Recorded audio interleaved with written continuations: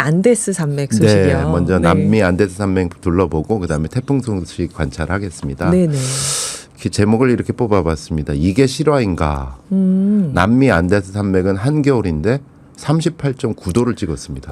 지금 남반구가 20도, 18도 그래서 딱 좋다고 그러던데 네. 38.9도요. 지구 반대편에 있는 안데스 산맥이 지금 한겨울입니다. 네. 예, 남반구가요. 근데 이제 지난 2일 칠레 환경부 장관이 SNS 글에 이렇게 썼습니다. 한겨울에 칠레 안데스 산맥 고지대에서 38.9도라니 기후 역사를 새로 쓰고 있다. 아유 놀랍네요. 놀랍습니다. 예, 기후 전문 언론인 뉴스펭귄 보도에 따르면 최근 칠레 그리고 아르헨티나 등 남미를 덮친 이상 고온 현상으로 일부 지역 기온이 40도에 다다랐습니다. 또 SNS 영상을 보면 아르헨티나 부에노스아이레스에서 찍어서 보낸 건데 네. 이 한겨울이잖아요. 네네. 수영복 차림으로 나무 그늘 밑에서 쉬고 있습니다. 남반구가 사진이. 그럼 이렇게 되면 어떻게 되죠? 이제 6개월 후엔 또. 그러니까요. 그래서 걱정들이 많은데요. 일단 칠레에서 이 한여름에 속하는 게 2월 달이래. 우리랑 완전 반대죠. 네네. 2월 한겨울인데 칠레는 한여름인데 한여름 기온이 한 22도 정도에 불과하다고 합니다. 칠레가요. 그래서 약간 거기가 또 지중해성 기온이 네네. 비슷하잖아요. 그래서 살기 좋은 기후죠. 우린 유럽이야 뭐 이렇게 예. 하는 나라인데 22도인데 지금 한겨울인데 37도를 찍는다. 그러면은 그 나라 기준으로 보면 여름보다도 더 더운 거네요, 지금. 겨울이 이렇게 되고 있는 상황이고요. 참나. 칠레 일부 지역에서는 기온이 30도를 넘어가면서 한겨울에 폭염주의보가 발령되는 초유의 사태가 발생되기도 아이고. 했습니다. 또 아르헨티나의 수도 부에노스아이레스가요 8월 기준 117년 만에 사상 최고 기온을 경신했다고 합니다. 와. 30도까지 치솟았고요. 와. 8월 평균 기온이 18도인데 거긴 한겨울이니까 네.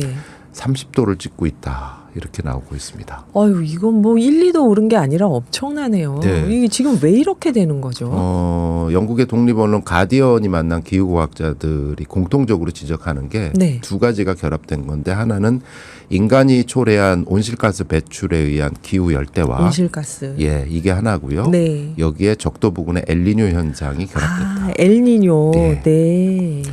근데 문제는 과학자들이 이거가 정점이 아니다. 이거는 전조 현상이다.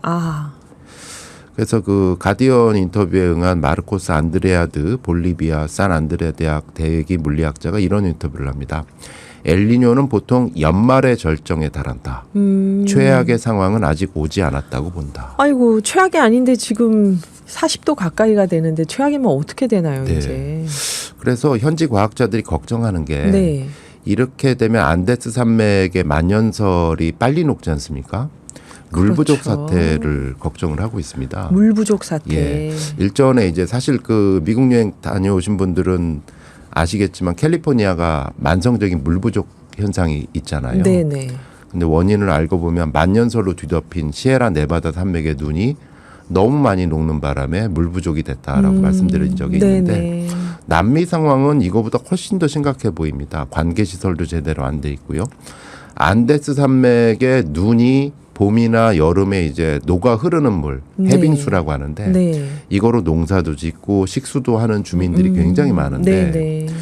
이 해발 3,000m 밑에 만년설을 녹이고 있대요. 지금 폭염이. 아이고. 이러다 보면 봄, 여름에 눈 녹은 해빙수에 의존하고 있는 하류 지역민들의 식수, 농업용수에 큰 변화를 줄 것 같다. 그렇군요.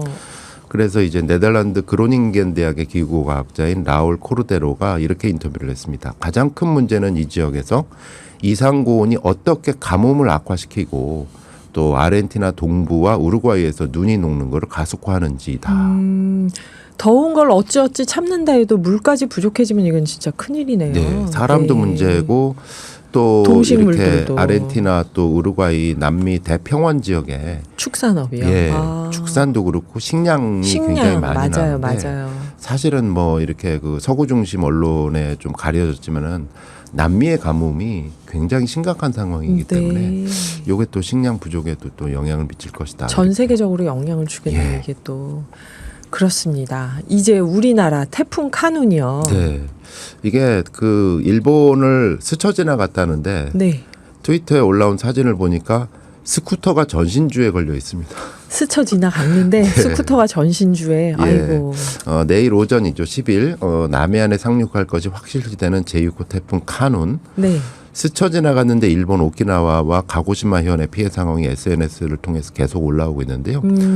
트윗엔 스쿠터가 전신주에 걸린 사진이 올라오기도 했고요. 네. 또 차량이 인도 위에 뒤집혀져서 넘어져 있거나 아이고. 또 가로수가 부러져서 나뒹구는 모습도 올라오고 있습니다. 단지 스쳐갔을 뿐인데. 네. 네. 이게 기후 프로그램인데 저희가 태풍을 주목하는 이유가 이게 사실은 뭐 기후변화 이전에도 태풍은 계속 왔지만 네.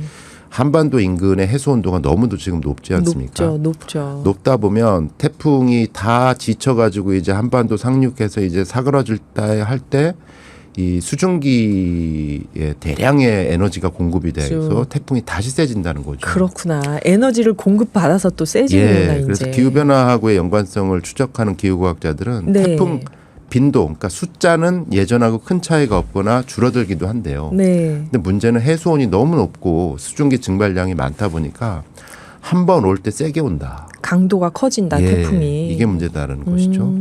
한편 또 다른 태풍 란이 또 태풍으로 발전을 했습니다. 네.